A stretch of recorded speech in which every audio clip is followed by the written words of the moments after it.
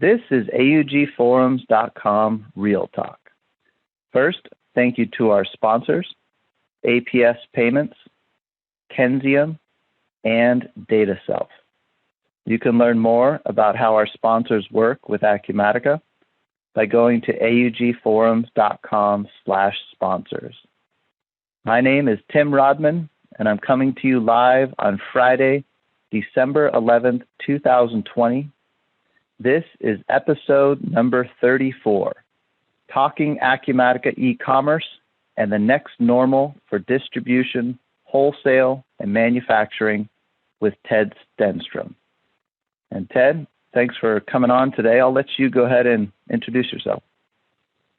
Yeah, thanks, Tim. I appreciate it. And thanks for having me on today. This is my first intro to your forums.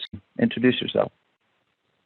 Yeah, thanks, Tim. I appreciate it. And thanks for having me on today. This is my first intro to your forums. This was brought to me by our marketing person at Kenzium. And, you know, truth be told, I've never heard of the AUG forums. And he said, Tim's got this show, you know, it's authentic. He keeps it real. Do you want to go on and just talk to him? And I said, sure. You know, I've heard Tim's name. He's got a good reputation in the ecosystem, and here I am. So I've never done a full podcast with no interruption or editing, which, according to Tim, he tells me it adds to the authenticity. So if I have a daughter or a wife barge in on me, you know, be forewarned. I guess it's a sign of the times. But let me just kick off with a little bit of which is just a fancy title for sales and business development and strategic partnerships. So all of our sales roll up to me, and I'll you know, we're about a 350 person organization. We've been around for a little over 14 years now, and what's unique to us is our business is split almost down the middle, 50-50. Half of the organization is focused on commerce implementation, and we're a full life cycle, what's called a full life cycle SI, systems implementer, systems integrator. And we work with Magento, and we work with BigCommerce on the commerce side. We do a lot of large scale implementation of those platforms, large enterprise stuff, but we do most of our work in the mid-market, companies between 10 and, call it $300 million in revenue. There's outliers, but that tends to be our focus from a market space standpoint. The other half of the organization is Acumatica. And there's outliers, but that tends to be our focus from a market space standpoint. The other half of the organization is Acumatica. And on the Acumatica side, which is what we're really talking about today, same deal. We're a full life cycle implementer of Acumatica. We've been a partner upwards of 8+ years now. We took on formal VAR status, reseller status. It's only been about a year and a half now. Maybe we're coming up on 2 years. Time seems to have stood still over the past year with everything going on in 2020. But we are an official VAR and reseller now, and I'll talk a little bit about how we evolved to that role, because we've been working with the platform for a very, very long time, and the relationship is deep. And my journey to Kenzium, my journey from e-commerce, which is, my roots are firmly planted in e-commerce. And I'm dating myself, but oh my gosh, it's been 20 years that I've been in this industry, and 20 years in software is a long time, a lot longer than 20 years in government. I'll say that. It is crazy how time flies, and so much, 20 years, so much has changed. This gave me an opportunity to really reflect back on that. But I started with an organization called US Web, which was a large systems integrator back in the day. And back in the day is like, end of, 1999, 2000, 2001, right before the bubble burst. Again, I'm definitely dating myself here, but we were a large scale worldwide system implementer, and we did a lot of the first major implementations of commerce systems, right? We did American Airlines, we did Best Buy, and back in absolutely crazy. Everything was done from scratch. The internet thing wasn't fully established. Like this concept of online buying, it was just an idea. And a lot of businesses we worked for actually carved out separate departments and separate divisions for commerce, right? Then we fast forward into omni-channel, and we kind of fast forward today where commerce is commerce. But back then it was a whole new, it was a brave new world. It was expensive, it was risky, and I was a part of that early on. And I came up through the delivery, the kind of traditional delivery track, right? I was a business analyst and a senior business analyst and a project manager and an account manager. And all my history is, kind of coming up through it from that perspective. And then like it does as you evolve in your career, I took on more and more sales. When I came into this, I hated sales with a passion. I thought, I never want to do that. And it just slowly evolves. It's just interesting as I look back at my career. You take on more and more, account management becomes engagement management, becomes, upselling and cross-selling within an organization from a point of credibility. And, that just has evolved into, my running the sales organization at Kenzie. I mean, I love it. And a lot of it's grounded in that history and my background, so the beauty of it is I can speak from a point of, credibility, which helps a lot, in this industry, with the scale and the types of systems that we're implementing. But I started way back then, and I was a part of a couple of fast-growing startups. When things collapsed, when US Web collapsed, along with a lot of other organizations, we were March 1st for a hot minute in there somewhere as well. Some folks will recognize those names. But when that crashed, I was part of a small organization. I worked for a partner at US Web, and he had founded a new company called Acuity Group. And I was one of 8 folks that he recruited. And I was young. I was a business analyst, back in the day. And I had no idea. I liked the guys that I worked with, and they seemed really smart. And commerce was, just so hot. The tech industry. I mean, it was just, this was the era. I remember we had, our office was outfitted with Herman Miller everything, and we had food and drinks served to us on a regular basis, and we had conference rooms with ping pong tables and foosball tables, and I just wanted to be a part of that. Like, I just loved the whole culture, of the whole industry, and so I joined this small organization, and, I know now how lucky I was. It's kind of where I cut my teeth, and we were a commerce, organization, and we did a lot of content management, which was, kind of popular back then, independent content management systems. So we did these implementations, and we grew very, very quickly. We grew from an 8-person company to, before I left, which was about 7 or 8 years in, we had grown to about a 600-person organization. Wow. We were ultimately, what's that? Wow. Yeah, that's quite a bit of growth there.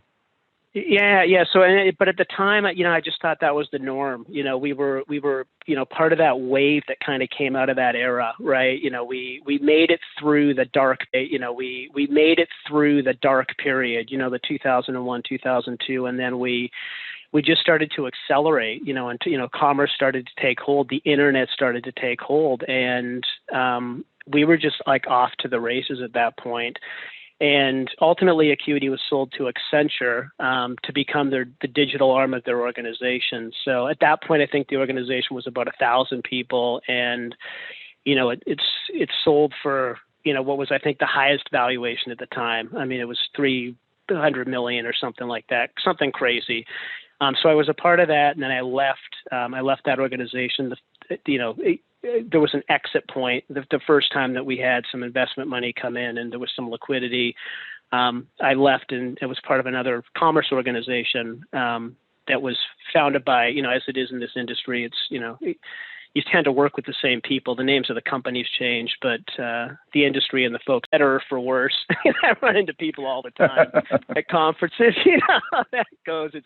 It's insane how what a small world it is. But which is why reputation is important. But he had founded a new organization, and we were aligning with ATG at the time, which was since acquired by Oracle, and wanted to kind of do it again, kind of in his own vision. And, we also grew very, very quickly. And so I went through these two startup situations, and, like I said, I really didn't realize at the time how significant that was to my career.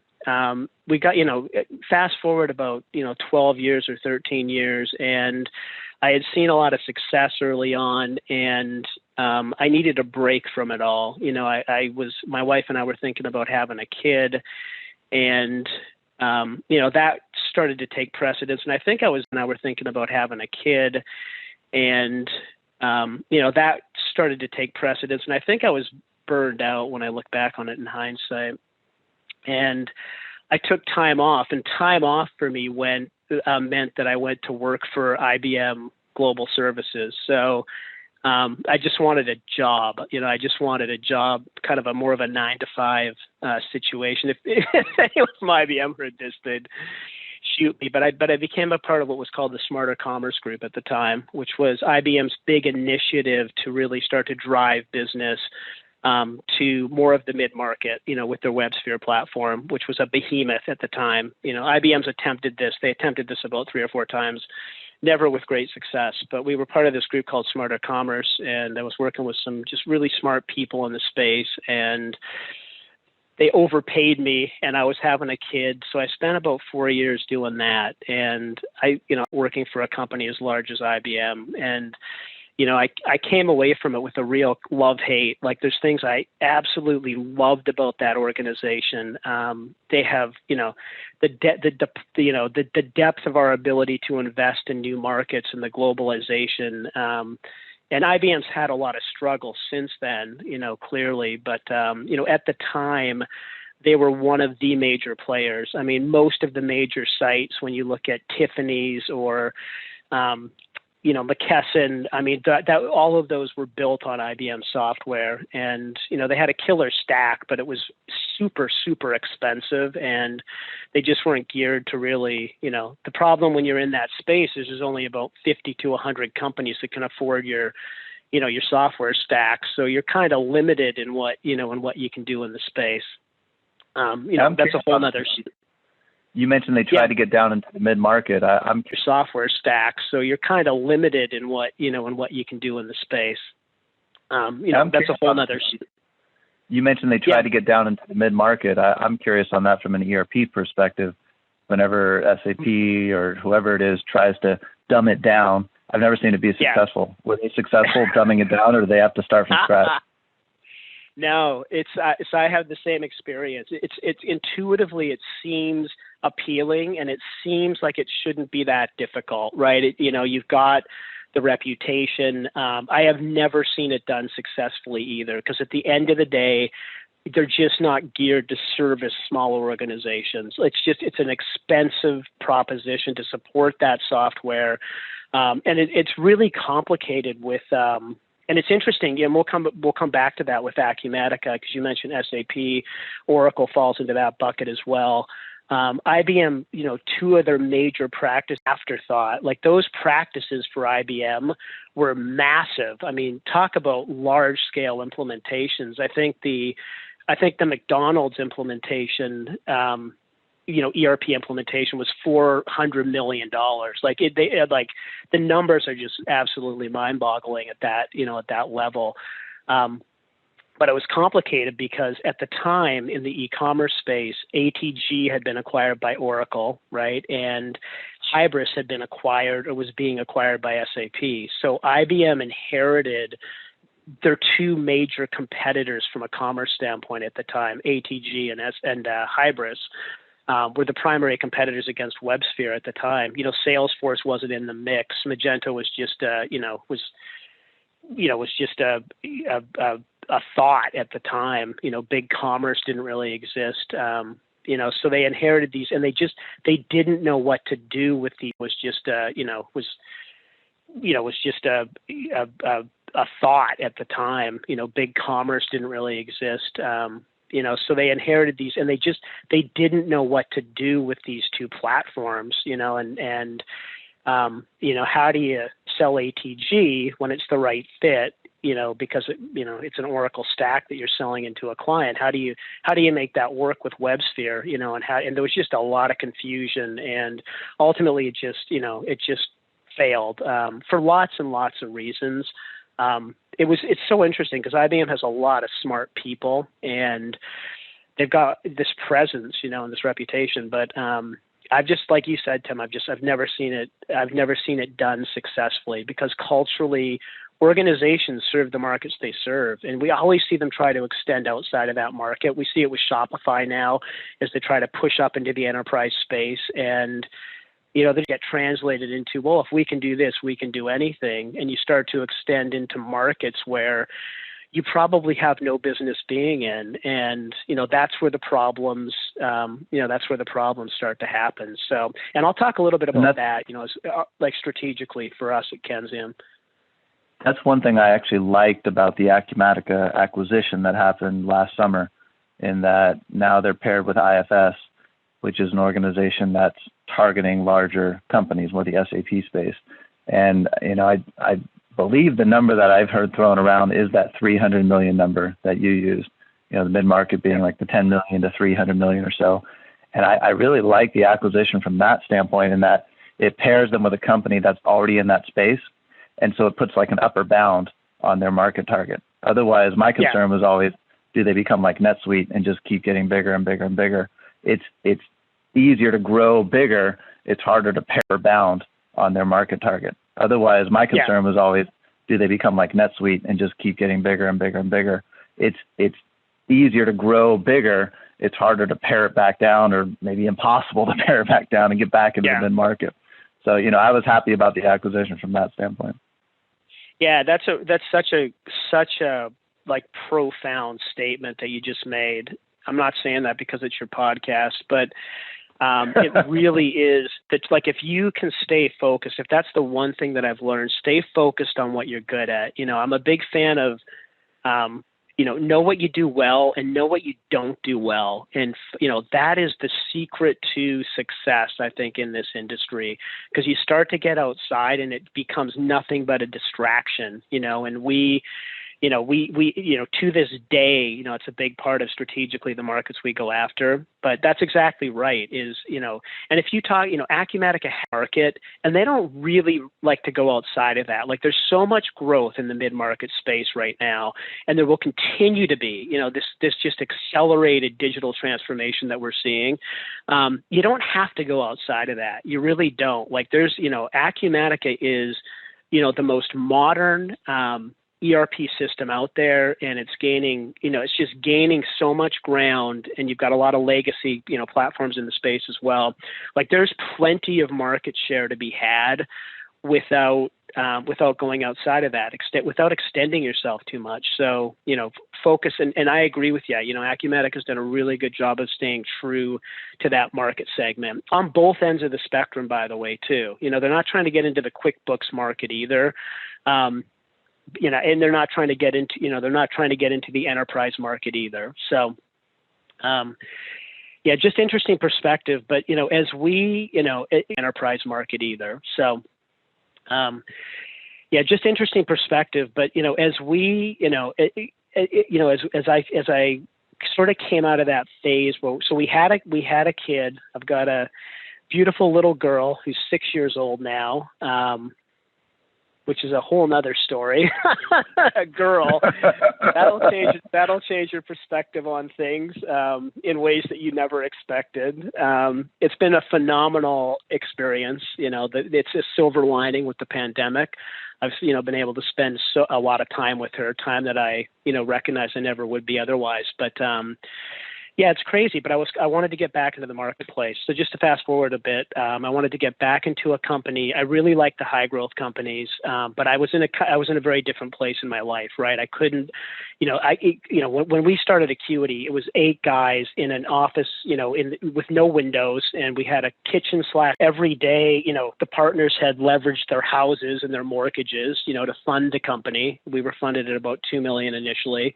And that's that can be a scary situation to be in. I didn't have a mortgaged house at the time. It was exciting for me. Like I didn't, there was nothing else I wanted to do. But when you have kids and, responsibilities and I think anyone that's been through this understands, I need a health plan and I need all the things that you need when you're raising a family, right?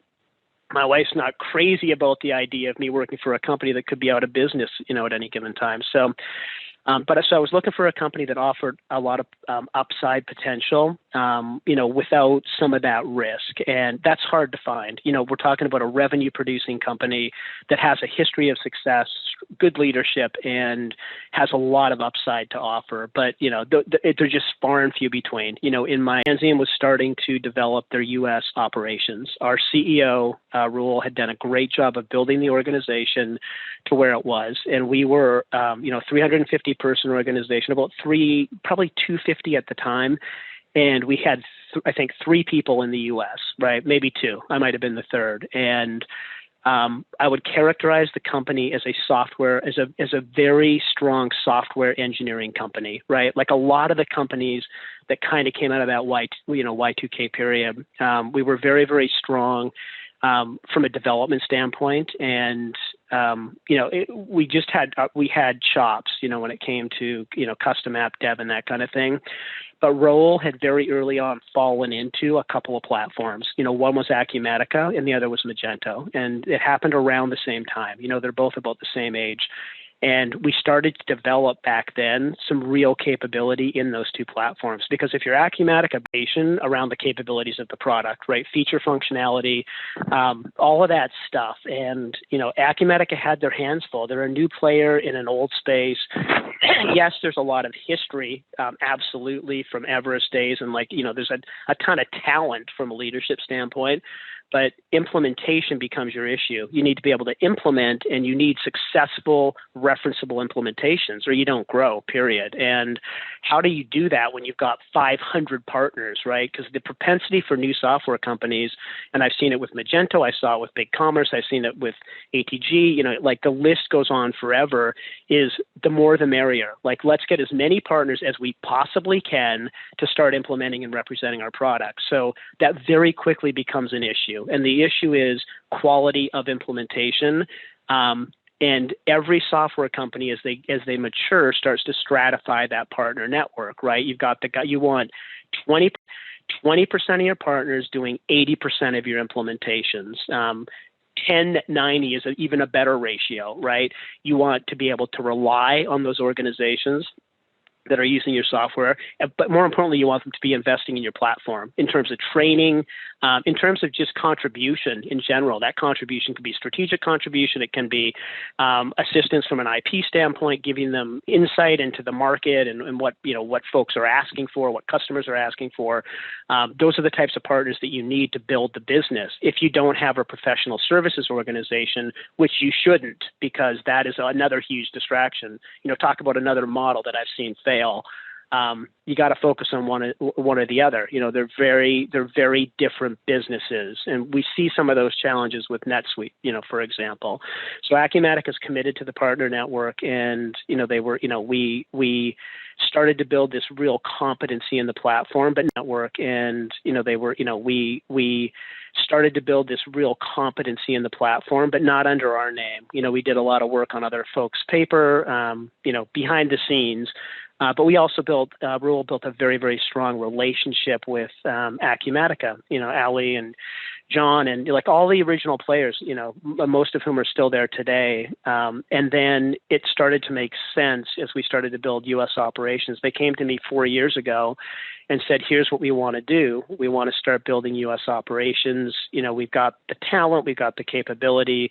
but we really need to start pushing into the market in the U.S. And Raul was, he went to school in the U.S. He's lived here in the U.S. and he understood the opportunity. And he also kept an eye on the operation side of it as well. The first couple of years I was here, I think he was in India for 2 weeks and then the U.S. for 2 weeks and then India for 2 weeks. And like that went on for about 2 years schedule, like from that standpoint, but it was the only way to really build the operations here in the U.S. So we started to build leadership here in the U.S. and I was a part of that from a commerce standpoint. And the thing that I remember about that, that really still stands out to me is when they came to me, when the partners came to me with this proposition, I was all set to jump back into, a high growth scenario. It's what I was looking for, as I mentioned. But when they came to me and said, I was actually all ready to take another job. Like I had it was a colleague back from my Acuity days, was starting a company, and I was all set to get on board with that. I was like 2 days from signing the offer letter, and I was approached by Raul and our CFO at the time, Richard, and they said, I don't know how they got my name, but they came to me and said, we want to start building U.S. operations, CFO at the time, Richard, and they said, I don't know how they got my name, but they came to me and said, we want to start building U.S. operations. Here's what we do. We do commerce and we do ERP. And I had never heard of Kenzium and I had never heard of Acumatica at the time. And again, I've been in the space a while and I'm like, okay, so, and they said, we just want you to hear us out. Okay, so I met with Richard at a coffee shop, a Starbucks, and he started to explain the vision to me, right? This is 4 years ago. And the idea to me was absolutely insane at the time. I'm like, nobody does that. They do commerce, they do ERP, they don't do both for good reason. They're very, very different implementations. They're both mission critical systems. Absolutely. One on the back office ops side and one on the front end order capture side. They're both critical, good or bad, right? So, and the ERP, the same on the operations side too. But the idea was just insane to me. I'm like, how is that going to work? Like I had been a part of organizations that taking on another commerce platform was a huge challenge. If you did Magento and you took on big commerce, if that wasn't done properly and the proper investments were made, and you just went in with the notion that, well, we got people on the bench, we'll have them start doing a little of this, we'll get them fully utilized. That's another failing model. And, how you manage the sales cycles are entirely different. Folks are replacing e-commerce systems every, 8 to 10 to 12 years, commerce systems every 3 to 5 years. The implementation cycles are completely different. The folks in the organizations you're dealing with are entirely different, right? You're working with the CIO and the COO on the ERP side. You're working with marketeers. The implementation cycles are completely different. The folks in the organizations you're dealing with are entirely different, right? You're working with the CIO and the COO on the ERP side. You're working with marketing and the CEO, and it's an entirely different sales cycle, delivery cycle, value proposition. One's about generating new revenue streams and penetrating new markets. The other is about operational efficiency, and driving efficiency into your organization. I was like, this is insane. Like, I don't, you guys are crazy. But I came out of that conversation and I remember thinking I really liked Richard. Like I really liked his just the way that he approached me. He wasn't trying to sell me on. He didn't, like, I had been used to partners, and I'll say this out loud, Tim. I don't know if I've told you about this, but when I met him at the Starbucks, I thought, okay, if I had $1 for every company that wanted to get from X, to Y in terms of revenue, like there's thousands of them. Most companies don't make it. Like the amount of investment it takes and, the amount of courage it takes to stick with it for the period of time that it takes to get there is the pressure is too much for most companies. And I saw this at Acuity Group. I sat down with our CEO at Acuity Group like a year and a half in, and he was like one of the smartest, brightest, like energetic guys I had ever seen in my career. And he was like, visibly like worried and concerned. And he said, he looked at me and he said, "Ted, we call this the Trough of Disillusionment. And Gartner has a chart and it shows, you can see," and he was like, visibly like worried and concerned. And he said, he looked at me and he said, "Ted, we call this the Trough of Disillusionment. And Gartner has a chart and it shows, you come into it and there's all this investment into the company and the infrastructure and building the business, and the revenue's not coming in yet. And then you get 6 months in and the revenue's not coming in yet. And then you get 12 months in and the revenue's not coming in yet. Like, you're not seeing the investment pay off yet, because that takes time. There's a lot of investment before you start to see that when you're building a business in this industry. And, it can take a couple of years. And it's when you get a year and a half in that you're kind of asking yourself, like, what did I sign up? Like, what am I doing? Like the kind of disillusionment that he mentioned really starts to kick in, but it kicks in a very real way, right? Because payroll goes out every other Friday, right? But you have to stay committed to the vision. And a lot of folks just don't have the wherewithal to do that. So you're looking at Richard at Starbucks and you're thinking he's crazy, but he's not wearing a straitjacket. He seems put together. What sold you on that crazy vision? What made you want to do it? And I'm also curious, before that, sounds like you were aware of ERP, but you weren't really in an organization that did ERP. I mean, what? Correct. Yeah. What changed your mind there? That sort of contributed. It's really as simple as I trusted the person who was telling me. Like, that you talk about, like, check your source, listen to people who have credibility. And so I met with him, and I remember coming home and telling my wife, this is a crazy idea, but these guys have been around a long time. And the other thing that kind of threw me, and again, I'm embarrassed to say this, but he rolled up to the idea, but these guys have been around a long time. And the other thing that kind of threw me, and again, I'm embarrassed to say this, but he rolled up to the meeting in a Toyota Prius, right? And I was coming from this place where he'll kill me if he hears this. I don't even know if I've ever told him this, but I'm like, oh, here we go. Here's the big roller, from Kensium, right? He's going to tell me how they're going to grow into this like huge entity, right? With this.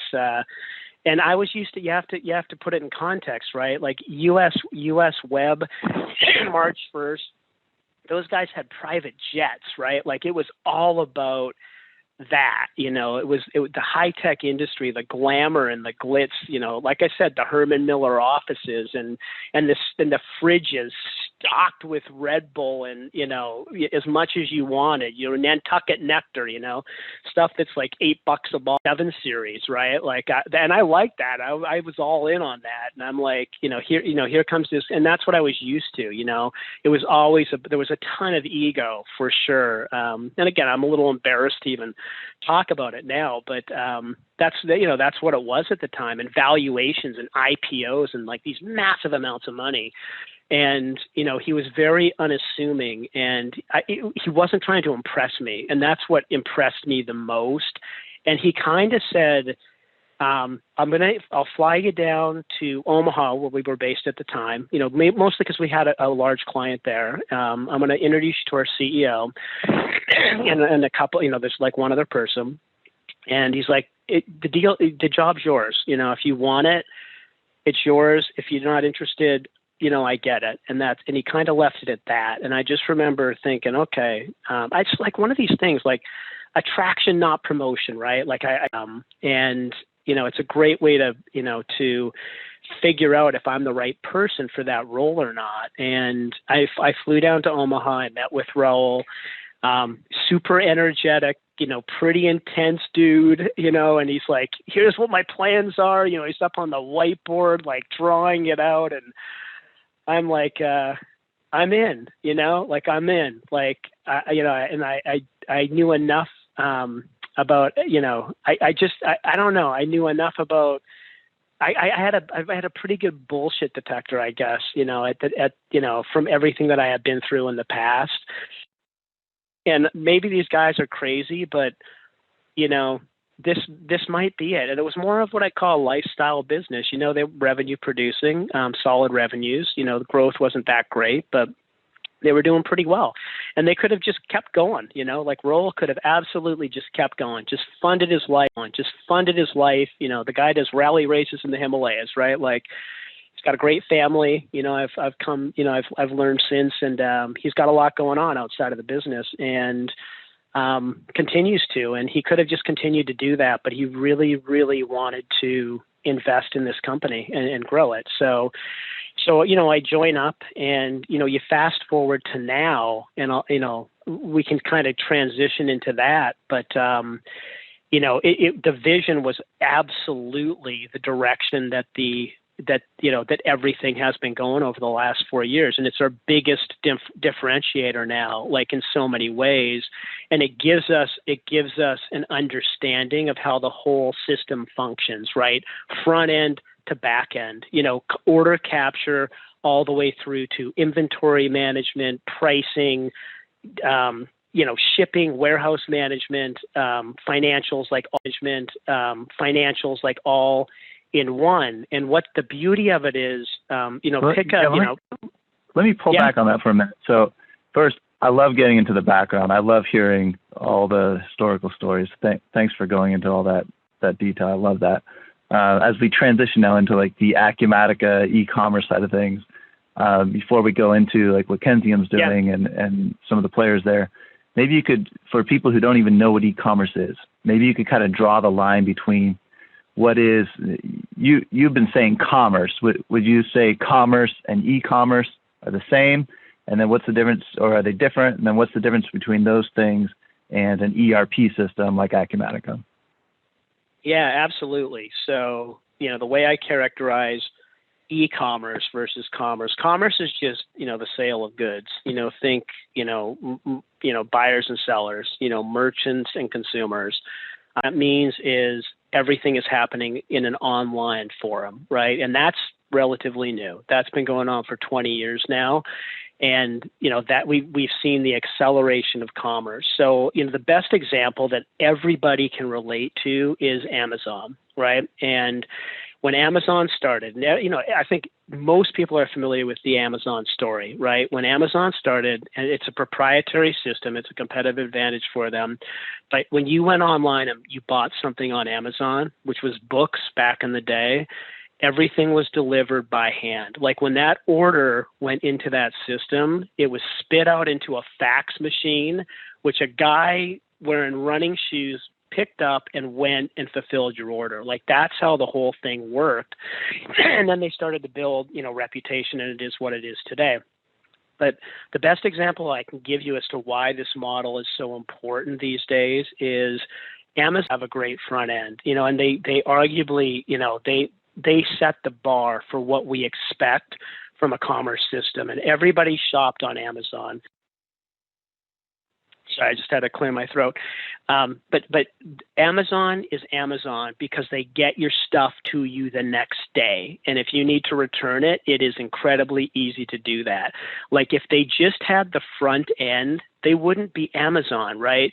It's the entire user experience from the time you purchase all the way through to the time that stuff shows up on your doorstep, sometimes within 4 hours. And I think we lose sight of how incredible that experience is. Like go back 10 years, go back 5 years, go back 20 years, forget it. Like the idea that you can order something online and have it on your doorstep within a 4 to 6 hour period without like Amazon gets it right 99% of the time on your doorstep within a 4 to 6 hour period without like Amazon gets it right 99% of the time. Like it is amazing how that machine operates. If you've never seen like an inside tour of one of their distribution facilities, and they have them, out there available. Take a look at it. It is like absolutely mind-blowing how they operate internally and how they've adopted technology at every step along the way. It is incredible. And when like traditional supply chains and distribution networks, to have your stuff there to you within 2 days and get it right is like a feat that was unheard of 20 years ago. And, it's the best example I can give of why the two systems need to work together. And I refer to, commerce is what we call the front end or the front office. And all that means is, that's the mechanism by which I place an order. But it really is, businesses capture order a number of ways. They do it in store. They do it through marketplaces. They do it online. And however that order comes in, it doesn't really matter. Now, I'm not, no disrespect to the commerce platform, because the user experience and, how you interact and the brand and the visual composition of the site and how you, target your markets and how you appeal with your visual composition, all of that stuff is super important. Like, no question about it. Like, it is a science unto itself in terms of how you capture audience share, you drive conversions, which are about 2% across the internet. But there's conversion rate optimization. Revenue is a function of three things: conversion on the site, traffic that's coming into the site, and then the average order value or the basket size.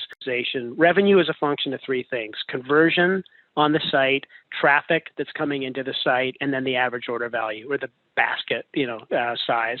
That's it. Those three things equal revenue. And if you can increase your conversion by, from 2% to 3%, you've just increased your profit, your revenue by 50% across the board. So that stuff's super important. But at the end of the day, it's an order that gets passed through to a distribution system, or which is where all the heavy lifting really happens, right? All the mechanics of getting that stuff, picked, packed, put in a box, shipped out to you on time, accurately, and then all of the other mechanisms you have to drive efficiency into that process, right? Then add into that distribution centers and 3PLs, and you might do some manufacturing. It gets very, very complex. As you start to open up Amazon, the e-commerce side then would be me opening up the app on my phone, me going to their website, checking out a product that has good reviews, has a lot of stars, being able to browse multiple products, not just have one offering, and then the ease with which I can go in and just buy it and have it sent to my house.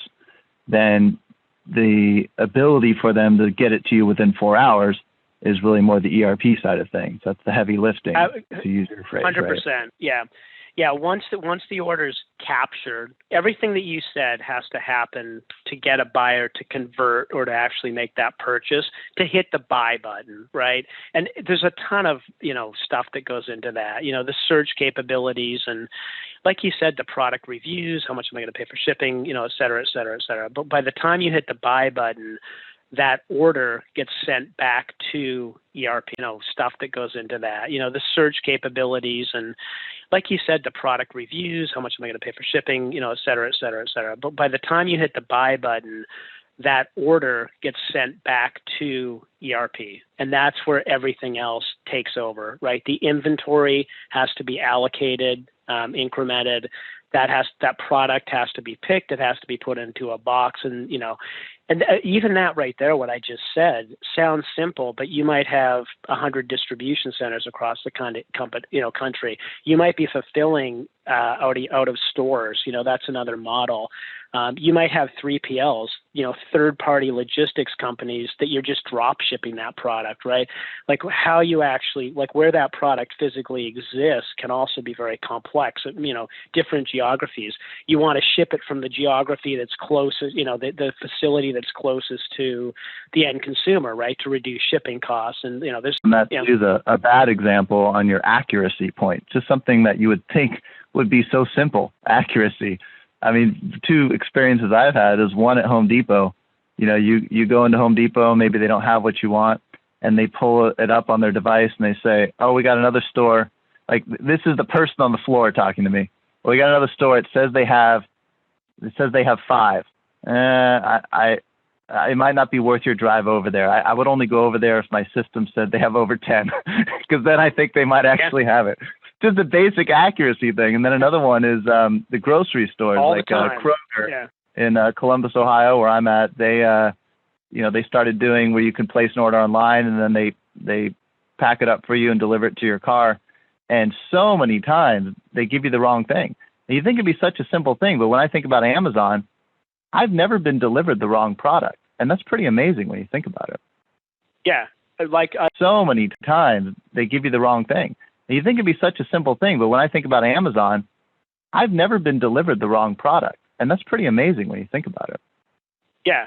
Like, I mean, it's true, right? Like, there was some point in my life where I stopped doubting Amazon. Like, if I order it, it's going to be here. Like, I think it's happened once. I'm a Prime member, and, I've got a kid, right? We order everything on Amazon, and it's like, it is, if you really think about it for a minute, it's absolutely mind blowing, what they do. Cause the logistics are just like, I can't even tell you, like, knowing behind the scenes. I was telling my wife just before I jumped on here, it's like, you just have, people have no idea what it takes to make all of that come together. Amazon has millions and millions of sellers, right, and suppliers. Mind blowing how they do what they do, and they've done for 20 years now, and it's incredible. But there's a lot of technology that is behind that. Which is why Amazon's Amazon, right? So kind of, as we start to talk more about the two components of that system, the ERP component and the commerce component, what becomes important is how they're integrated together, right? So, and that's where this idea that Richard and Raul and Viren, the partners had years ago, right? That's the vision they had, is these are going to come together because they have to come together. And most businesses didn't invest in it because it's a very complex business model to be able to service both sides of the house like that. And it requires significant investment. So if you're a company that's just getting started, it's like, and Acumatica realizes this too, right? Like, you've got Kenzium started building integrations from Acumatica to BigCommerce and Shopify and Magento, 6 years ago now, and some of them have been adopted by Acumatica as native. The BigCommerce connector is native functionality. We brokered that relationship between BigCommerce and Acumatica, and BigCommerce has gone into partnership with Acumatica, as their premier commerce player, right? And you've seen, you just start to see the organizations themselves start to adopt this understanding that the whole solution has to work as a solution. And where they don't have a direct connection like that or an integration, they've got a very strong partnership, right? There's Acumatica has people that are allocated to the commerce space now. They've got they're a strong partner of ours. They've got an ERP group now that is just starting to really deepen the relationship with Acumatica. You see the same thing on the Magento side too. And you're just starting to see, this inherent understanding that the two systems have to function well together. Like, no longer is it, that's their problem. We do the commerce implementation. That's someone else's problem. It's not someone else's problem. It's your client's problem, right? And your client's going to come back to you and ask you why it's not working the way it's supposed to work. And as clients do, they'll point to the software. So Acumatica, again, has a problem, right? Like, all of a sudden, if that integration is not working, like, if I can't take orders into my ERP system, then, what's the point, right? Like, the integration becomes the most critical point of the entire operation. But if we kind of switch gears a little bit, I wanted to talk a little bit about this shift. We called this session, I think, the new normal. And I didn't want to say, or the next normal. I didn't want to say the new normal because, as we kind of as we come out of this COVID era, it's just been a crazy year, right? 2020 has been a insane year for lots of reasons, and it's really just interesting because there's, if we kind of get away from the devastation associated with this pandemic, right? And there's a lot of that, and I recognize that it's been a very, very challenging time for a lot of people, and God forbid you lost someone in the process. So there's that side of it, which, I've personally, everyone on the planet has been a part of that. And I talk to a lot of people. Tim, I know you talk to a lot of people. I talk to people in different countries. This thing is everywhere. There is no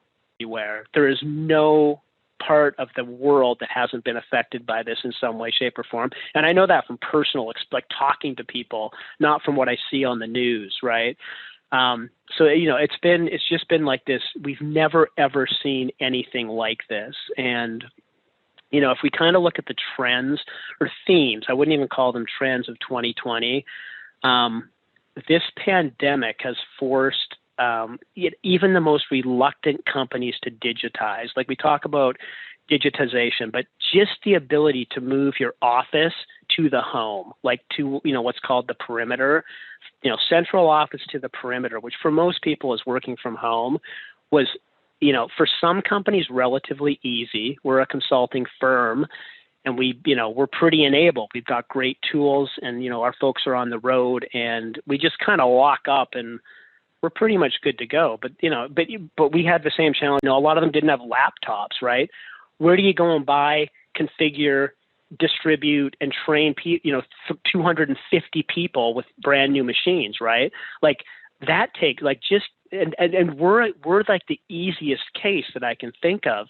You've had companies that have had to completely rethink how they just run their own operations, right? So, and this pandemic, like, I don't care who you were, banks figured out how to do it, right? The most highly regulated companies in the world figured out how to get people to work from home, right? And that in and of itself is a massive change some companies didn't even overcome, right? Just that fact alone.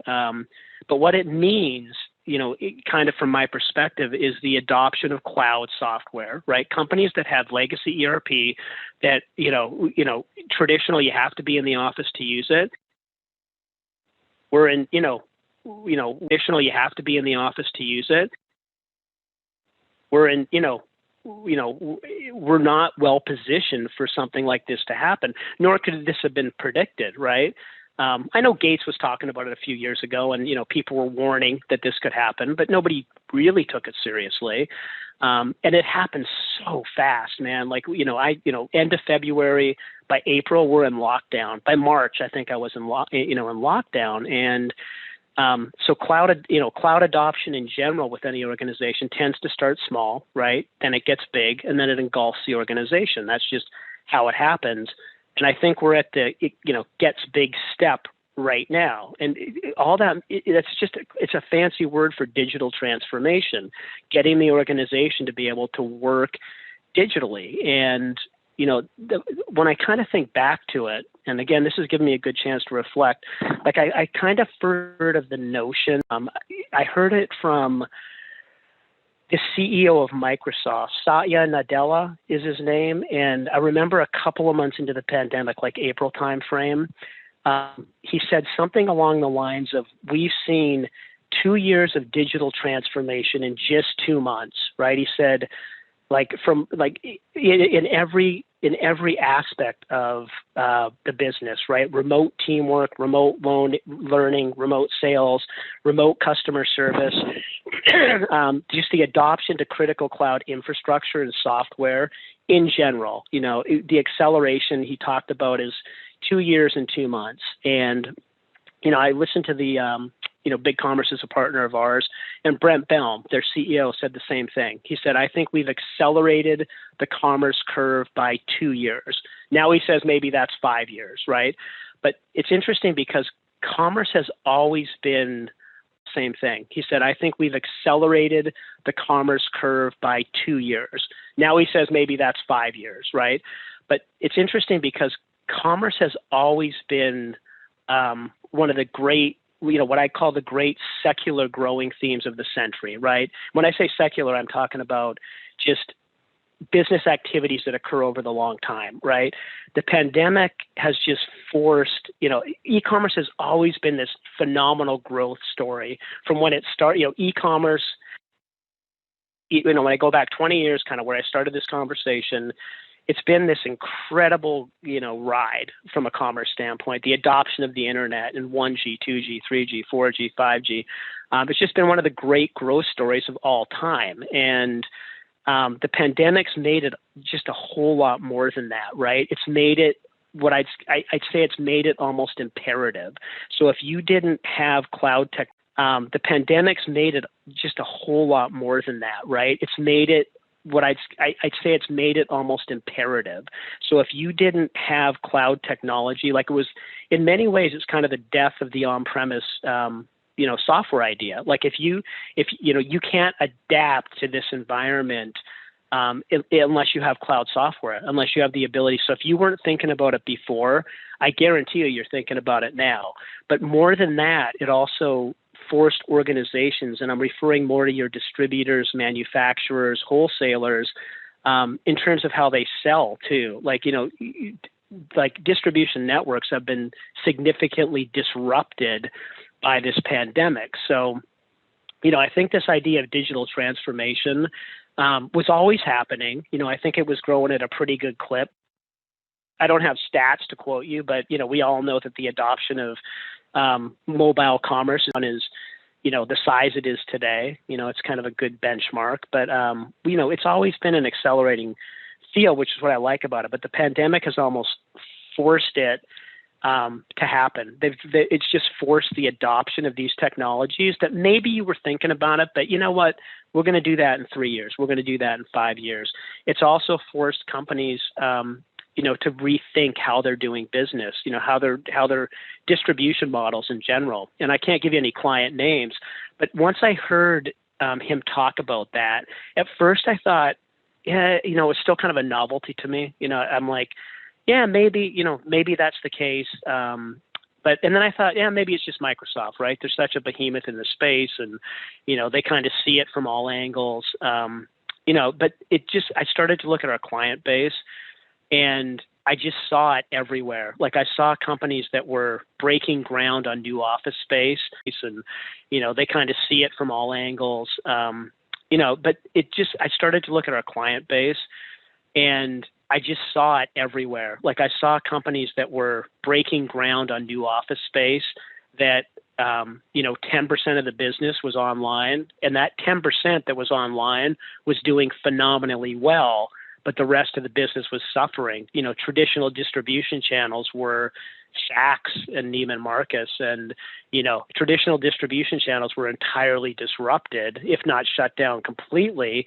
And if you didn't have the ability to sell digitally, a lot of companies went out of business, and I just think that's going to, that trend we've accelerated, but it's not going to come back to what it is. That's what I mean by next normal. We're never going to come back to the way business was done before. Like companies have figured out, the ones that are still around have figured out how to make an impact on the business, right? And, when I look at the space that we work in, we work with a lot of distributor manufacturers, with Acumatica. We've just seen this accelerated interest in the commerce side of the equation. Like it shows that up. Manufacturer situation interests me a lot because you talk about moving your office to remote. That's more of a back office process, right? But with a lot of manufacturers, they might have implemented a cloud ERP system, but from a front end standpoint, from when their customer looks at them, they're still on-prem in a sense. And what I mean by on-prem, I'm not even talking about software. I'm talking about the fact that their customer has to call someone and someone has to pick up. To me, that's kind of it's an on-prem way of doing it, right? Yeah. But it seems to me like there's no one who pick up. To me, that's kind of it's an on-prem way of doing it, right? Yeah. But it seems to me like there's no one who can't have an e-commerce solution these days, right? I mean, even if you've got a complicated process, I could at least start my order and have some complicated product configurator running. That manufacturer system to me is almost an opportunity for them to be like Amazon, eliminate a lot of that middleman type of stuff going on, right? And what are you seeing there as far as someone who might be on Acumatica and on a cloud ERP, but needing to adopt now an e-commerce solution where there might not be one currently at all? Yeah, well, it's interesting, right? So that's exactly what's happening, and that kind of, where we started this conversation, the whole solution has to work, right? Like it doesn't, if the back end or the front end aren't, it's much less efficient, and that's what we started to see, right? It just became so evident that, if your sales channels or your distribution channels are shut down, like a distributor. There was a term a few years back called the consumerization of B2b, right? And consumerization of B2b is a fancy way to say business to business companies, think distributors, manufacturers, wholesalers, doing business with other businesses, but the same way that you like to buy online. What we saw happening is everybody shops online. My mother shops online, okay? And everybody knows what that experience can look like and how easy it is. And, I hate to bring it up again, but you just go back to Amazon. Everybody shopped on Amazon, and businesses start to say to themselves, why aren't we conducting our business-to-business transactions in the same way? Why aren't we conducting our business-to-business transactions in the same way? Traditionally it was it's always been a very antiquated process, the way in which businesses, do business with other companies. They started to see that some of these technologies could make their businesses much more efficient, right, in how they operate. Like, why don't I have, retailers buying directly from me through, through my systems, right? Like, why can't I take my distributors and get all the catalogs online, in one place, and then an easy way to search, so buyers can find them. They started to understand that, this idea that some of these technologies, which have been proven out in the B2C space, could be adopted in the B2B space. It's just been a very slow process, right? Distributors and manufacturers. Traditionally, when I started in this business, a distributor was a distributor, a manufacturer, a wholesaler was a wholesaler. The lines never really crossed. We just didn't see the lines crossed, and there was, companies are terrified of disintermediating their existing distribution channels and selling direct. How can I possibly do that? What we see these days when I come into these organizations almost all the time is they cross all lines of business, right? They're typically doing, if they're a distributor, they're doing distribution, they're doing some level of manufacturing. Could be light manufacturing, could be kit assembly. It could be their own manufacturing in China, or they're, contract manufacturing. They're typically working with a 3PL, like a third-party logistics provider, to augment their own product lines. They typically have multiple suppliers, hundreds of suppliers that they're trying to manage. That have duplicate product. They're selling through marketplaces. If they're not doing Amazon, they're thinking about it. They definitely want to understand how they can be effectively. And most old school distributors are being dragged into this e-commerce discussion, and because they have to, because their competitors are doing it, or they're just reading about it all the time. And that didn't used to be the case 10 years ago. And, to survive or thrive in this, and this has all been accelerated, right? If I come back to the pandemic, you got to be thinking about it, because this pandemic has just been so disruptive to the existing business models. So going direct to consumer, and we're seeing the big players do it too. Like we're seeing CPG companies do it, right? Like Procter and Gamble. I can buy Tide, direct. Now, do I do that? Nah, not really. It's a nice idea to me right now, but there's this idea that, direct to consumer, is a better model for a lot of folks, right? Just for a lot of organizations in general, because they can control. It matters if you're selling, any of these brands, because the problem with the internet is it makes it really easy to replicate, right? You've got resellers, you've got a lot of bogus product out there, you got fake product. When I'm buying from Sunglasses for Christmas, you know what you're getting, right? And they can control the brand, and they can control who's, all of the fraud and all of the, the internet has made fraud, it's just proliferated alongside with e-commerce. So going direct to consumer has a lot of benefits. The big downside for distributors are you disintermediate or upset your existing distribution channels. So it has to be done in a way that doesn't do that, right? Like one example is Harley Davidson, right? They were a client of mine. They've got 1 or 0 stores for every zip code in the U.S.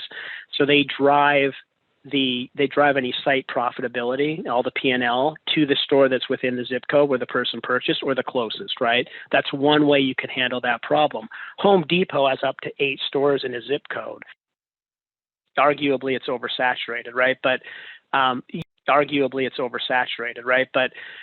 you need a different model to be able to do that. But that's more of the strategic discussion. But there are ways to add direct-to-consumer or marketplace strategies to your existing distribution models in ways that can be effective and can position you, like, God forbid this happens again, right? You've got, you just want other channels that you can shift into quickly, but just increasing your business overall, is huge. And distributors, manufacturers are starting to see that. Like retail, has always known it, but the B2B, traditional B2B players are starting to get, in a large part because of this pandemic, comfortable with that idea. And that's where Acumatica, they tend to be Acumatica customers already, and they're thinking about commerce. And that's where the two start to come together, right? That's where commerce has become a part of, or should be a part of, your overall strategy in general. And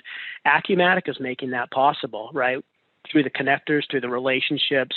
And it's not going away. Like this is definitely a new normal, for business in general. So, as we get into, as we kind of come out of this phase, I guess, of the pandemic, I just strongly urge, and this is, to come full circle, this was the crazy idea that our partners had that they presented to me 4 years ago. And, and like I said, fast forward to today, I never expected, I'd be working from home for 9 months, or maybe, who knows, it could be another 9 months, right? But this whole idea, really just starts to make sense. And that's, how, when we titled this podcast, that's the part that is exciting and scary for existing Acumatica customers that are, which by and large tend to be those B2B companies, that are doing $100 million. They fall squarely, in the mid-market space, and they've got great businesses. They've been, doing business for a long time. And if it ain't broke, don't fix it. But it's just not an option anymore, right? And it, you just need to be, if only for the risk mitigation.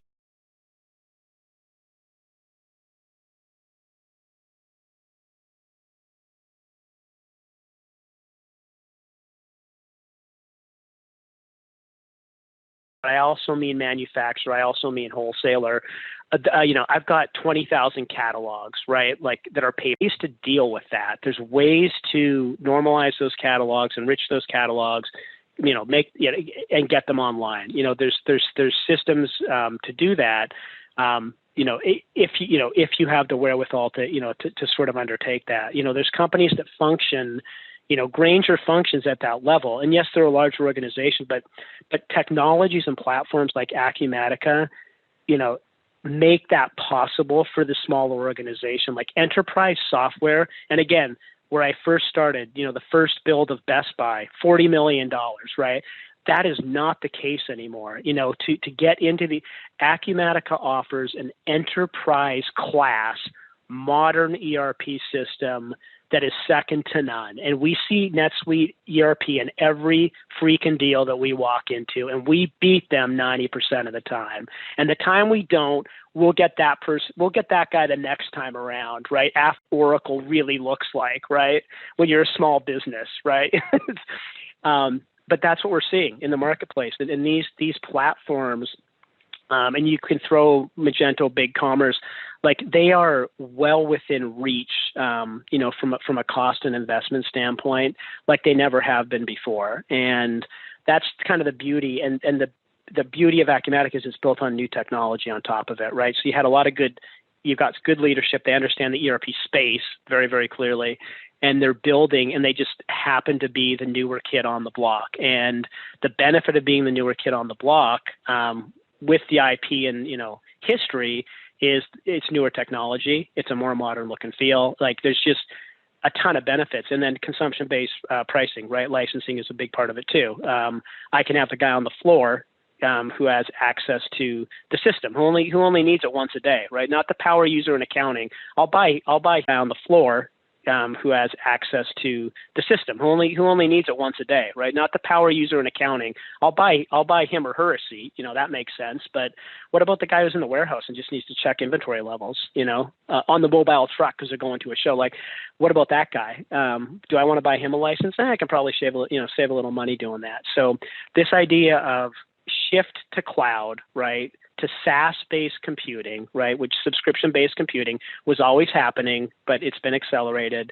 It is just driving this like push to digitization. And there's a couple other factors, that probably. Let's say on that. Yeah. Go back to manufacturer. Sure. So let's say on that I'm an existing Acumatica customer. I'm a distributor, manufacturer, wholesaler. So I'm already on the cloud from an ERP standpoint. I've already been working through COVID and getting my back office as remote.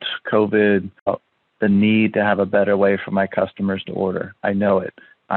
Maybe I'm B2B, and so I haven't really been forced to do it, but COVID, the new next normal, is forcing me to do that. I know that. I've been talking about it. But now I'm at the point where I need to take action. And the three options I see from my standpoint: one, I could fire up what's called the Acumatica customer portal, which is like a really lightweight e-commerce site. And then I also have these two popular options that you've been mentioning, BigCommerce and Magento. Maybe you could break down those three options, and I don't know if you could throw a ballpark cost even at those options, and also, functionality. How do I decide between those three? Yeah. A ballpark cost. And you're a consultant too, Tim, so it depends. Because I don't have to answer the question. I can ask it. It's a good question, right? A ballpark cost. And you're a consultant too, Tim, so it depends. Because I don't have to answer the question. I can ask it. It's a good question, right? So what is this going to cost me?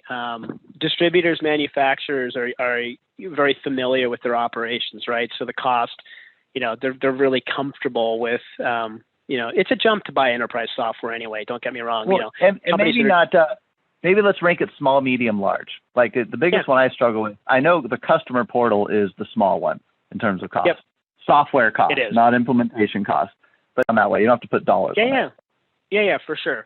So you're right. In the simplest sense, the Acumatica portal is the easiest. But the Acumatica portal was really created to allow access, right, to your partners, suppliers, visibility into your ERP system, right, in a very controlled way, where you have permissions and that type of thing in place, in a very secure way they can have access. It was never intended to be a commerce system, right? Like, it just wasn't, right? That would be, and nor does Acumatica intend it to be a commerce system. They're a partnership-friendly organization, and back to what we were talking about, that's not their space. Like they've got their hands full right now with the incredible growth they're seeing. But the commerce, the Acumatica portal is, I would also characterize it as very lightweight. What that means is it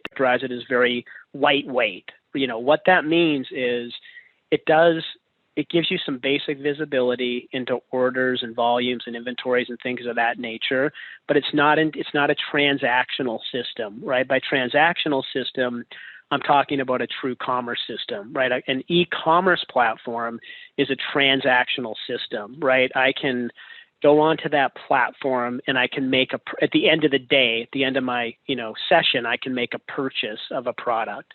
I can search, I can search for a product. I can look at a product page. I can read the short description and the long description. I can see some pictures of it, and I can put it in the shopping cart, apply taxes and shipping, and I can fulfill it, right? Now, there's a whole lot that goes into being able to do that, but that's really what it is, and that's a commerce system. And when that order is placed, as we talked about, then that goes back into Acumatica. The very basic commerce system that's available out there today is Shopify, right? That is the number one platform from a footprint standpoint, mostly because it's available to anybody. And Shopify, they kind of skew the numbers, right? They count every implementation ever. They talk staging sites, production sites, defunct sites. So, there's definitely some issues there. But at the end of the day, what you get with Shopify for what you pay, $99 a month, whatever, is phenomenal. It's absolutely incredible. Like, let me say, of the commerce systems out there today, for me, it's not about good or bad. It's about fit to your organization.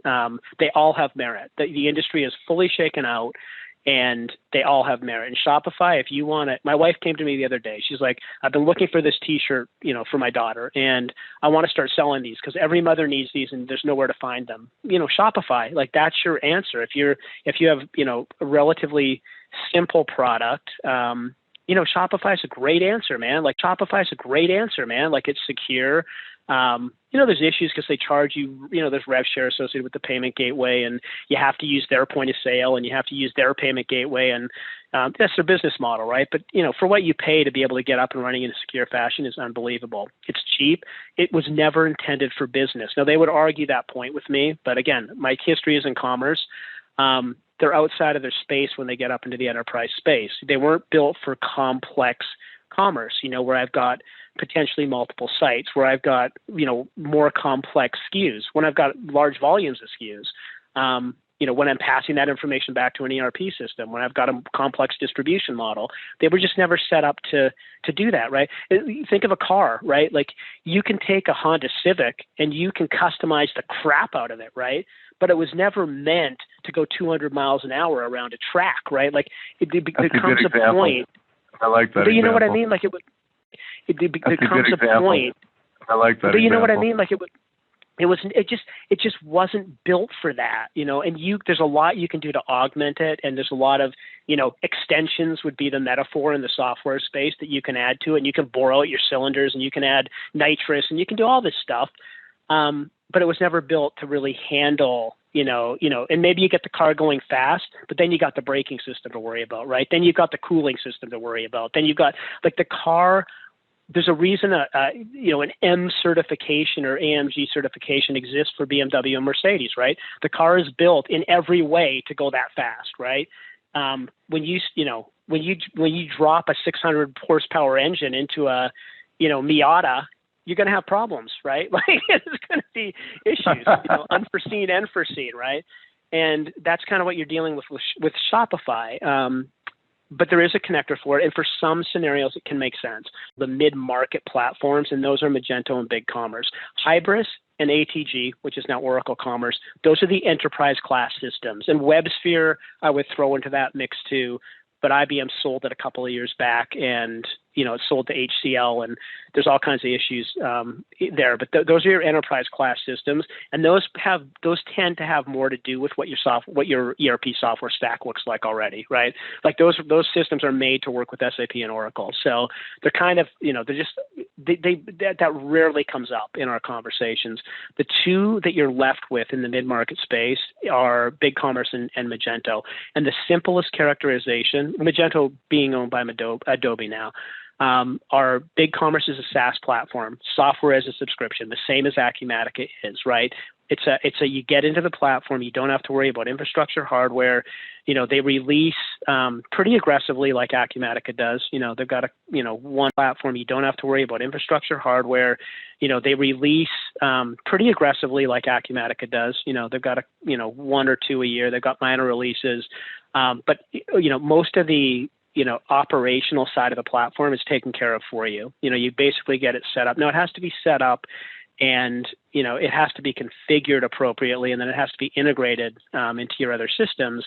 But by and large, it functions like Acumatica does. You pay based on revenue that's being driven through the platform, and they have a whole licensing model. But you're kind of paying for what you're using, and then you have access to all of their functionality, but then you can turn it on or off as needed.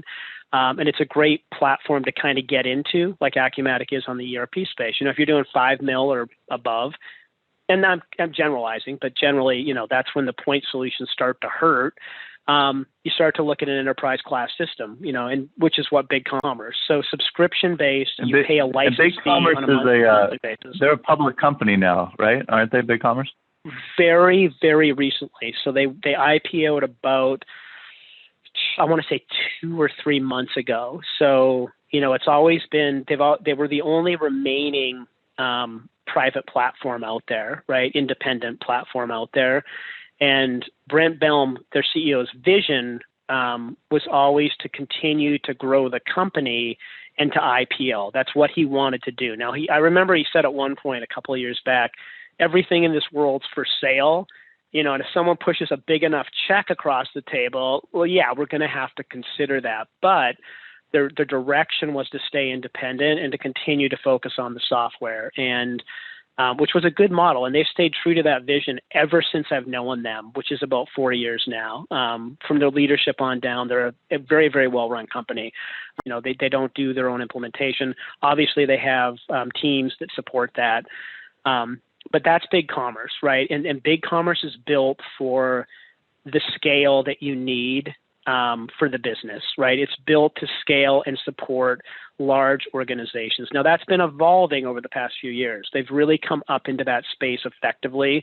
They have Procter & Gamble now as a client. They have GE as a client. They have some very, very large scale clients that are using the platform because it's just evolved and matured, and BigCommerce has frankly invested in it, the way that they've needed to. And it's really the alternative platform to Magento. Magento is now part of Adobe. So it filled a gap that Adobe had, against Oracle and Salesforce, the two biggest competitors. Salesforce owns Demandware, right, which is the Salesforce commerce solution. But it fills and I own the software. And Magento has there's an open source version of it, which is good for what it is. It just doesn't have the same feature and functionality. Every time Magento upgrades, the open source version does also. It sometimes gets mischaracterized as a non-mature platform, but it is. It's stable, mature. It's been around as long as it was the impetus. It was the starting point for Magento before it was bought by a company called Varian. Then eBay owned it, but then they started to invest in the Magento product, and that's what we see as the licensed version today. And there's two flavors: enterprise, which is you buy the license and you host it, or cloud. Adobe is a cloud company. They're pushing everything to the cloud. So we see very few enterprise implementations. We see a lot more cloud implementation of Magento, but it's a PaaS solution. It's platform as a service. You still own the code base, and you can still customize the crap out of these implementations. We see a lot more cloud implementation of Magento, but it's a PaaS solution. It's platform as a service. You still own the code base, and you can still customize the crap out of it if you want to. Now, there's obviously issues with doing that with upgrade and so forth, but you own the software. You cannot go into BigCommerce. You can't go into that system and customize it. You have to rely on extensions and third parties, which is also can be an effective strategy, but it's just a different operating model, right? Magento tends to be good for our very complex clients that need that level of infrastructure, BigCommerce tends to be good for everybody else. Most folks, and I'll give you another analogy somebody gave to me a couple of weeks back. Shopify is like the microwave oven. Okay. So it does some things phenomenally well and it's consistent. And when I'm popping popcorn, that's how I'm cooking. BigCommerce is like your standard, stove, right? Think of your standard stovetop. I'm trying to think of a brand, but what most of us have, like the GE brand, right? Like the dependable does, it handles pretty much everything you need. And Magento's like the Wolf range, right? Do I need a Wolf range in my kitchen? I wouldn't mind one, right? But, I don't need it though. And, a chef does, a restaurant does, a much more complex scenario calls for it, but I don't need it. Most people don't need it though. And that's kind of the characterization I draw between the two. But the other factor here is, that BigCommerce is SaaS based. So there's this whole other facet, which is how do you like to consume software, right? CapEx versus OpEx, right? That's the other. There's this whole other facet, which is how do you like to consume software, right? CapEx versus OpEx, right? That's the other primary factor. If you're an organization that platform, feature and functionality wise, they both are very, very deep, mature, solid investments. You're not going to go wrong with either one. If you don't have IT staff and you don't have people to support Magento, you're going to get yourself, you need a partner to really guide you and help you through that process. BigCommerce, you do more and more depending on the complexity of your implementation, but a little bit less so though, right? Like there's a lot of the administration aspect of it is different. Like the big characterization, if I had to sum it all up, is one is SaaS-based, one is not. Not good or bad. It just depends on what makes the most sense for you. And I would assume on that my Acumatica license doesn't matter, and that I could be one of the few people who still are running Acumatica on-prem, but still use BigCommerce as a SaaS doesn't matter. Product. Yeah, characterization I would make, it depends on the business itself. Like right now, the big limitation with BigCommerce is what's called multi-site, running multiple sites through the same admin panel.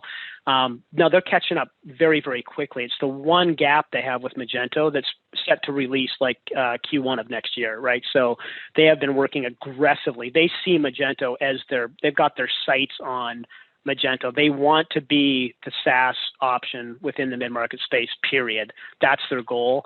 But Magento handles multi-site very well, right? They've done it forever, and it's really easy to spin up storefronts. And that makes sense if you're implementing globally and, you got lots of different markets.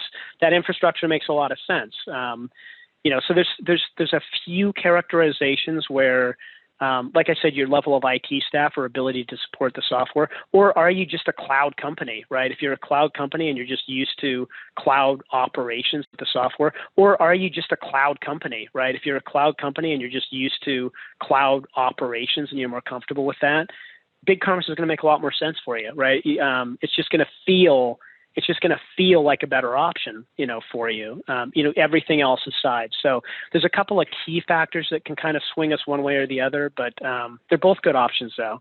Now to answer your more pointed question, cost, BigCommerce is, tends to be more cost effective than Magento does. The same way that Acumatica will tend to be more cost effective than AX, right? Or, Oracle or SAP, right? Because you get a little bit outside of the footprint and your costs are going to dramatically increase.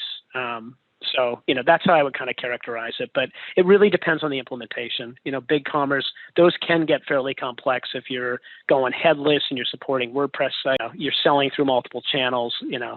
They're becoming very, very similar from that standpoint.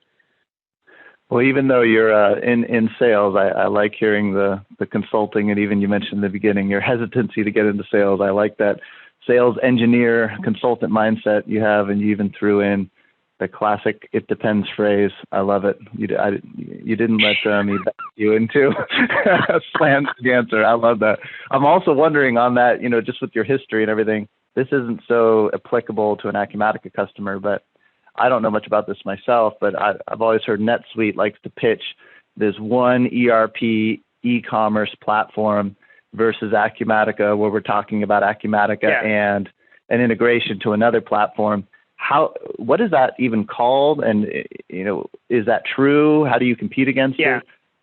That is a really good question. I'm really glad you brought that up, because that is the biggest, really good question. I'm really glad you brought that up, because that is the biggest thing that we're looking at, up against when you look at NetSuite. Like I said, we see NetSuite in almost every deal.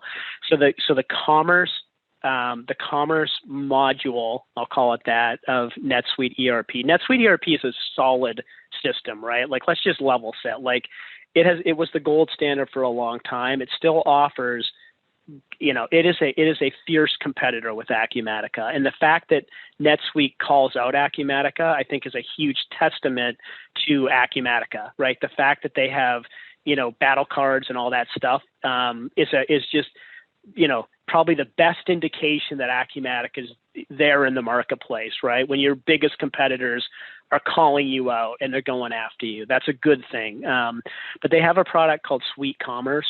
It's SUITE, Suite Commerce, and it is an afterthought to the system. And it is, if it had to stand alone, it would have died a long, long time ago. It was kind of created back in the day. Sage had a version of this too. They had a couple of guys that were smart and thinking about it, created a commerce platform for Sage ERP. I can't even think of the name of it now, but it was never kept up, right? Like, Suite Commerce isn't something that's invested in as a commerce platform. It is a easy answer to we'll throw it in, with the NetSuite ERP. It cannot survive on its own merits. It's very limiting in terms of its functionality. And it's funny you mentioned that, because I just said I think all commerce platforms have merit. There's one exception, and that's the exception. And it's just because, they're an ERP company. They're not a commerce company. If you want best of breed, and I think we all know that best of breed, if, maybe takes a little more work. We've all been down the path of the suite of products, right? And it's never a good proposition, because the software that's acquired into those suites is never integrated fully. You're getting second tier, third tier products because you can't afford the top tier. We've seen Oracle do it. We've seen SAP do it. We've seen IBM do it. So you get a lot of garbage in the suite, right? And it gets sold along with it as an enterprise deal. But you suffer the consequences of that. Suite Commerce kind of falls in that category. It sounds good, but it's not going to give you the cutting edge capabilities that you need on the commerce side that are fully available now, in the other platforms that are out there. You're better off using Shopify than you are Suite Commerce. It sounds a little bit to me like the old TV VCR combination, if you can think that far back, where the TV wasn't as good as the regular TV. The VCR wasn't as good as the regular VCR. And because they were both in the same TV, the VCR wasn't as good as the regular VCR. And because they were both in the same unit, it would break more. And of course, if the TV broke, the VCR was useless. Yeah, that's kind of what you're up against. You want your commerce system to be independent. The other thing you have to keep in mind is that proposition works okay when you're dealing with one part of the organization, right? Like, it makes sense that some software is bundled together because it's all run by IT and operations. You don't want your commerce site run by IT and operations, right? You don't. And that used to happen a lot, right? Because there was this kind of veil of complexity, right? That, part of it's just IT job security for sure. But you want your commerce, you want your commerce platform used by your marketers, your merchandisers, and your retail folks, right? And maybe not retail folks if you have you're a distribution organization, but you want it run by people that are focused on that channel, right? They're not worried about the nuts and bolts. You get into new markets with this, what are the, can we offer promotions, and can we set up merchandising around holidays, that's kind of a unique look into the catalog for different, based on who's logging in. Like, those are the things that you want your folks focused on, because that's how you push the envelope, with regard to conversion and sales through that channel, right? You don't want an IT perspective. You don't want to have to go through IT to make modifications, right? You want to be able to get like new assortments of products up quickly, right? And the integration with your ERP has to support that. But Marketers and merchandisers aren't concerned about that crap. They're not, and I use crap in the nicest sense possible, right? It's not their job. And that's why you want to a separation actually makes sense with those systems. So what becomes critically important is the integration between the two, right? That's where Acumatica has focused. That's where the commerce systems have focused. Even like big commerce, you don't need it at all. You can have your people in the system setting up products and categories and assortments and, holiday stuff and campaigns and, promotions without picking up the phone and calling someone in IT to make a change. And we all know how, bad that scenario is, right, for everybody. Makes sense. Hey, quick time check. Do you have another phone call coming up, or do we have another 10 minutes or so? We have 10 minutes, for sure. Maybe we could kind of round things off with going back to your journey, and you're at Kensington now last 4 years. How have things been going with this crazy idea to take on not just 2 ERP products, not just 2 e-commerce products, but taking on ERP and e-commerce? How's that going? What are some of the maybe not just 2 ERP products, not just 2 e-commerce products, but taking on ERP and e-commerce? How's that going? What are some of the maybe surprises that you didn't expect? Some of the things maybe that were easier than you than you thought? Yeah. How's that journey been going? Yeah. So overall, great. I'm not going anywhere. We just did our 2021 planning, and we just continue to invest in the business. We still had a very strong year this year, even with the, pandemic situation. And, we've got our sights set on some pretty aggressive growth over the next few years. So from that standpoint, it's really, we've done everything that Richard said we were going to do when I first talked to him, which is just a huge feat in and of itself, to get the business to where it is today. And we've got, upwards of 60 folks now just in the U.S. operations side, our tech leadership, our PMOs in the U.S. And we'll continue to invest that way. Now behind the scenes, we've got 2 things going on. We're a fast-growing organization, right? So anytime you're a fast-growing organization, and I've seen this before, there's growing pains, right? There's just processy, you just have to start to adopt processes. And, when you're in a small company, it's like you wear a lot of hats, right? That's the kind of euphemistic way to look at it, which means you do a lot of jobs, right? It also means you're probably working, 20 hours a day while you're doing it. But hopefully you're having fun doing it too. As you grow, as you kind of go through those gates, and I saw this with Acuity, you get to 20, you're under 20 people, you know everybody, you know their families, right? And you see them regularly, you know their kids' names. You get to 50 and you know everybody in the organization, you don't know all their families. You get to 100 and, 200 and 500, and there's these gates that you kind of go through. And I worked at IBM, right? Like the most process company I've ever worked for in my life. It took me 9 months just to learn and understand their systems because they have 300,000 employees around the world, right? It's more like probably half that now, but you have to start to adopt process, but you don't want to stifle ingenuity and creativity while you're doing it, right? And that's always the fine balance. We brought on a COO, right? We've brought on folks on the HR side, right? There's things that have to be considered, and it's always a fine balance, right? Because capital is always, you want to allocate it in the most effective way possible. And it's a challenge. Those are just growing pains of an organization. And I think we've handled that pretty well, considering the growth, which has been phenomenal.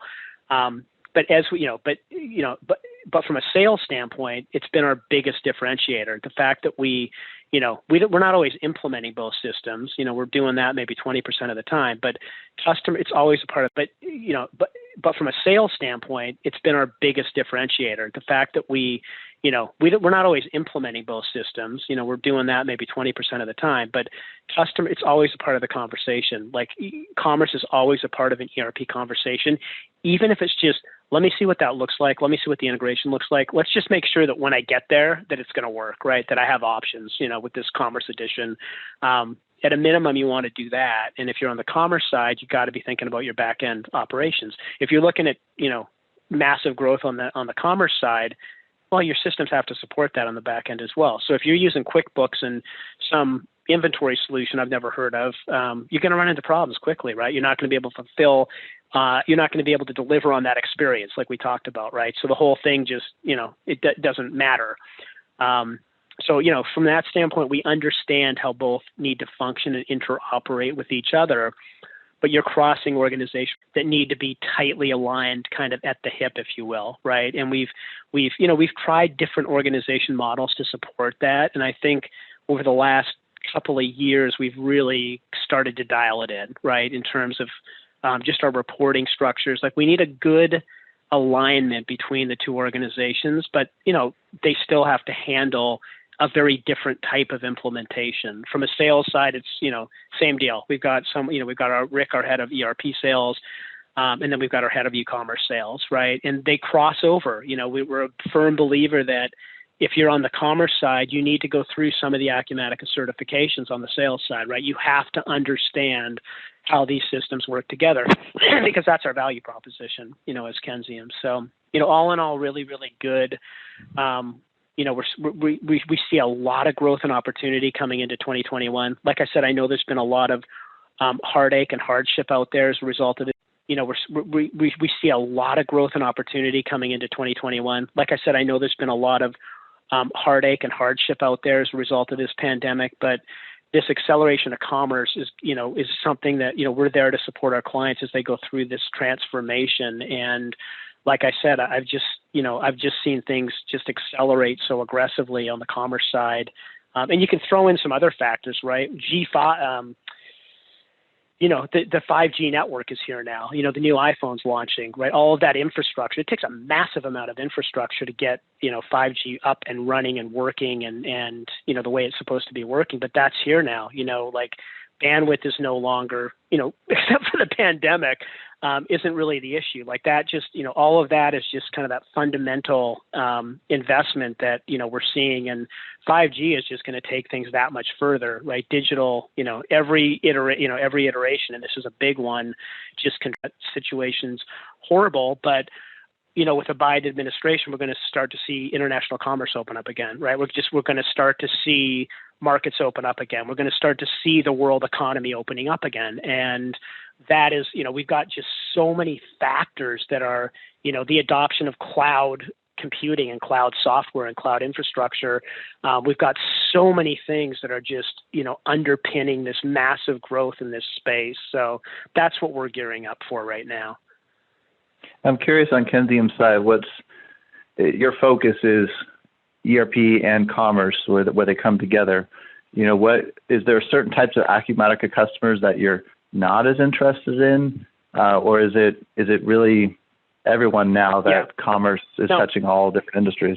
No, we tend to focus on distribution. That's most of the implementation that we do.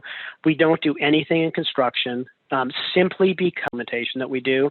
We don't do anything in construction simply because, and I said this at the beginning, I'm a strong believer in, know what you do and know what you don't do. Like, don't try to half-ass, like the construction edition. That's just not our space. There's better players in the space that are better equipped to handle that. We don't do a lot in what I call heavy manufacturing or process manufacturing, right? We do a lot in light manufacturing where you've got kit assemblies and bundling and, light assembly and things like that.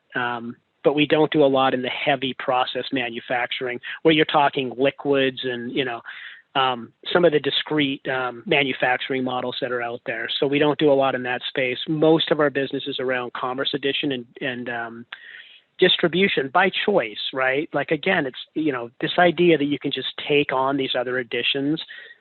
I just, for me, just unless you're going to truly invest in it properly.